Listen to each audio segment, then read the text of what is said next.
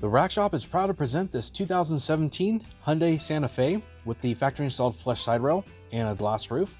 We've just installed the Thule WingBar Evo flush rail base roof rack system. This system consists of the WingBar Evo load bars in black, silver is also available, 47 inches in length, the Evo flush rail foot pack, and the vehicle specific fitting kit 186026. So this system has a recommended crossbar spacing of 29 inches center to center, a weight carrying capacity of 132 pounds evenly distributed. Locks are not included, totally optional. You can add them at the time of purchase or add them down the road or not at all. But this is a great rack system for carrying all sorts of cargo, bicycles, kayaks, paddle boards, cargo box, cargo baskets, things like that.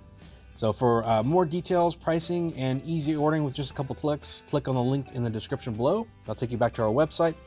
This has just been a quick look at this Hyundai Santa Fe. Yeah, that's it for this one. But like always, thanks for watching.